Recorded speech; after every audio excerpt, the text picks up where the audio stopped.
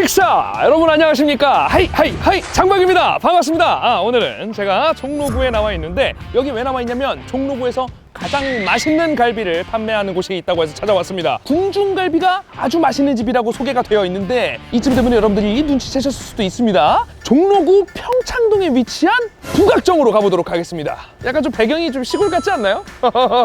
여기입니다. 약간 굉장히 부자님들이 사시는 대저택같이 생겼다. 자, 여러분들 북악정 앞에 도착을 했는데 주차 공간이 생각보다 많습니다. 그리고 지금은 일부러 한가한 시간에 맞춰서 하는데 아까 되게 바쁠 때 와보니까 차가 좀 그냥 빽빽하니 들어서더라고요. 구독과 좋아요, 알림 설정까지 부탁드립니다. 북악정에 들어왔습니다. 지금 여기 또한 메뉴판이 거의 그 옛날 사진들 담겨있을 법한 그런 약간 앨범이라고 해야 되나? 한우 특선 모둠 조리장 추천 18만원 패스. 식품 알레르기가 있으면 미리 말씀해 주세요. 알레르기 있습니까? 아예 없죠. 저도 전혀 없습니다. 일단은 갈비를 먼저 죽여보도록 할 건데, 그렇지, 여기 써져 있네. 북악정 궁중갈비 조리장 추천 4만원입니다. 여러분들 두 대가 나오고요. 300g. 점심시간 딱 지나자마자 들어온 건데 아직도 가족 식사를 하시는 분들이 굉장히 많습니다. 아이들부터 어르신까지. 그리고 들어올 때 보면은 코로나 때문에 그 온도 측정하고 하는 게 굉장히 편리하게 되어 있어가지고 어르신들도 편안하게 체크를 할 수가 있어. 한국의 약간 한식 레스토랑이라고 봐도 되잖아. 그쵸.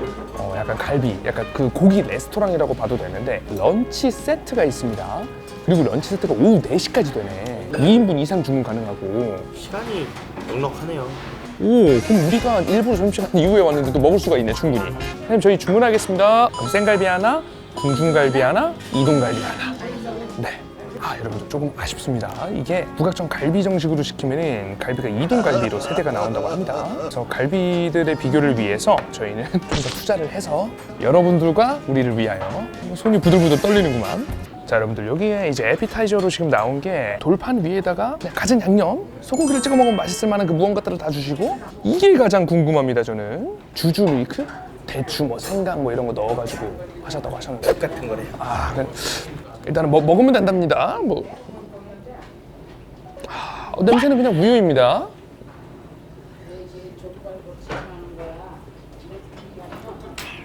건강에서 남기는 왠지 뭔가 밑자를 남기면 안 될 것 같은 그런 마 같은데. 마, 대추 살짝 뭐 이렇게 하고, 칼갈 자체의 느낌으로 봤을 때는 뭐 한국의 약간 이런 느낌이 되게 한식 같은 느낌인데, 반찬은 뭔가 샐러드류가 더 많고 뭐 별로 특별한 게 없어. 샐러드에도 치즈가 올라가 있습니다. 뭐 한두 푼 하는 고깃집이 아니기 때문에.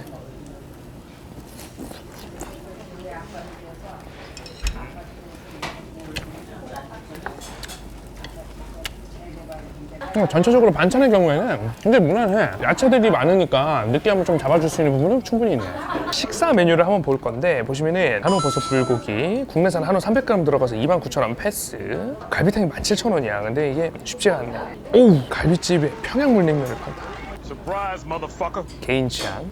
추가 메뉴로 해가지고 고기를 먹은 사람들만 시킬 수 있는 게 따로 있고, 일반 식사만 하고 가시는 분들도 많겠네. 여기 같은 경우에는 그 공깃밥을 주문을 했다고 해서 된장찌개가 그냥 나오는 게 아닙니다, 여러분들. 된장찌개를 따로 시켜야 되는 거예요, 이건 원래. 제가 리뷰를 했던 곳 중에 1,000원짜리 도시락도 먹어본 적이 있는데, 여기는 공깃밥만 해가지고 2,000원입니다. 뭐 황금쌀인가 봅니다. 비냉이 땡기네요. 비냉이 땡기세요? 저는 평양 물냉면으로 가겠습니다. 여기는 갈비집인데도 특이하게 물냉면, 비빔냉면이 평양식이라고 합니다. 순 100%.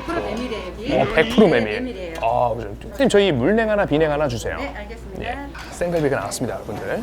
생갈비 뭐 자태 보면 아주 그냥 괜찮은데, 갈비는 나누자면은 소가 13개의 갈비뼈를 가지고 있습니다. 갈비는 소 한 마리당 43kg 정도 나오는데, 이 중에서 12kg 정도가 마블링 함유율이 굉장히 높은 살코기를 가지고 있는 꽃갈비. 그래서 이 꽃갈비는 등급이 낮더라도 생갈비 구이에 이용하는 경우가 많습니다. 자, 생갈비 한번 소금만 찍어가지고 먹어보도록 하겠습니다.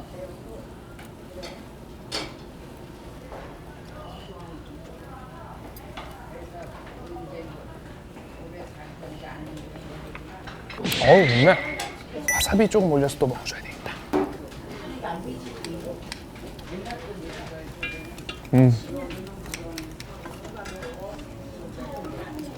갈비를 딱 먹고 느낀 점이 칼집이 여러분들 이게 상당히 많이 나 있거든요. 나는 생갈비 같은 경우에는 살짝 아쉬워. 칼집이 좀 덜 나 있고 육즙을 좀 더 머금을 수 있게. 왜냐면 이게 칼집이 너무 많으니까 너무 바싹 익어버려. 겉모습만 보기에는 적당히 익은 것 같아 보이는데 그 사이사이에도 열이 들어가니까 칼집 때문에 너무 익어버리네.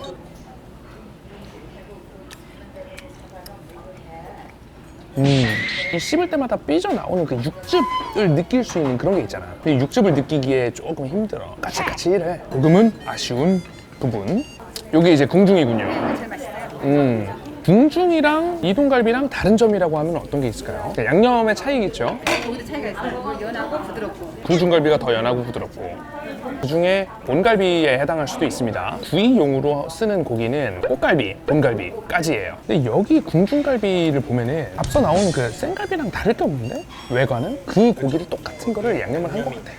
근데 여기가 가격이 다 8,000원씩 차이가 나. 그래서 제가 앞서 말씀드린 게 갈비가 3가지 부위가 있다고 말씀을 드린 거예요. 그냥 갈비라고 해서 다 똑같은 갈비가 아니고 갈비에도 등급이 있습니다.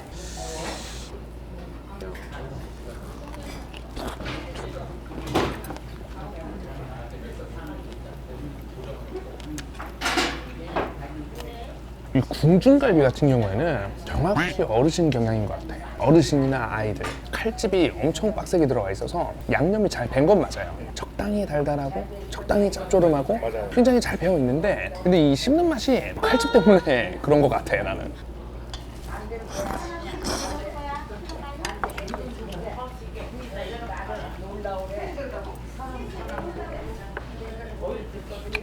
쉽지 않은데? 칼집이 너무 빡세게 들어가 있어서 입에서 사라져버려. 근데 사라져버리는 건 좋은 거긴 해. 근데 안 좋은 거기도 해. 자, 이동갈비 같은 경우에는 가격이 32,000원입니다. 이게 대수는 4대라서 많아 보이지만 뭐 양으로 봤을 때는 큰 차이가 없어요. 그냥 그람 수는 똑같을 것 같아요. 앞서 말씀드린 것처럼 가격대가 이렇게 줄줄줄줄 8,000원씩 떨어지는 이유는 고기가 분명히 이게 더 떨어지는 고기일 거야. 숙성을 조금 더 오래 한 느낌이 들긴 해요. 일단 이동갈비를 한 점 먹어보도록 하겠습니다.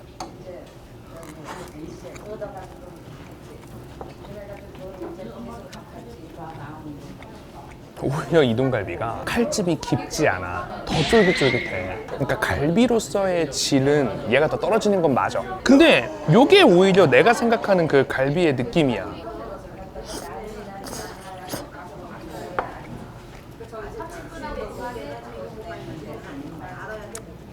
그때 향이 이게 확 오네. 어떤 비린 향인지는 모르겠는데 많이 납니다.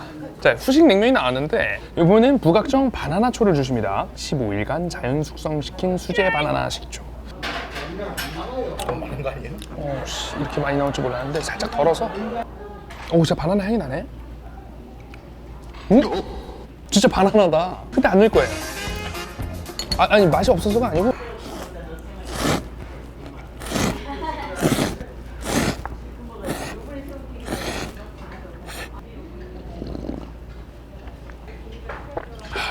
괜찮은데? 오히려 면집 느낌이야. 근데 이게 또 냉면에다가 싸먹는 갈비가 보통이 아니지?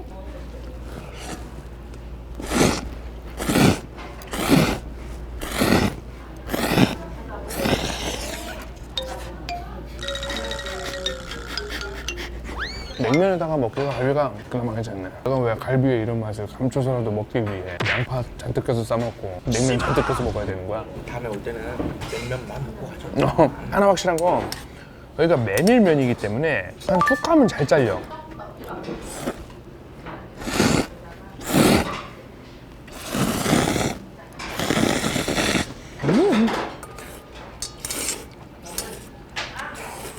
기춘이와 바꿔서 먹는 비냉도 한번 먹어보자. 자, 고기 싸먹는 비냉.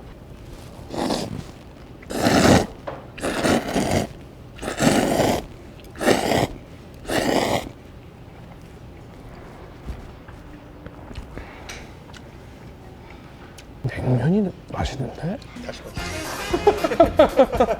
저희가 고깃집을 다니면서 인당 2인분 이상 안 먹은 거는 최초이지 않을까. 생갈비, 그리고 궁중갈비, 그리고 이동갈비 이렇게 갈비 3가지를 먹어봤는데 일단 생갈비랑 궁중갈비 같은 경우에는 아쉬웠던 부분이 있다면 칼집 때문에 좀 그런 게 아닐까 싶기도 해. 그 칼집 덕분에 근데 덕분 것도 있지. 누구든 편안하게 씹어 먹을 수 있어. 그 부분은 칭찬할 만한 것 같아. 그러니까 베스트 픽을 고르자면 냉면입니다.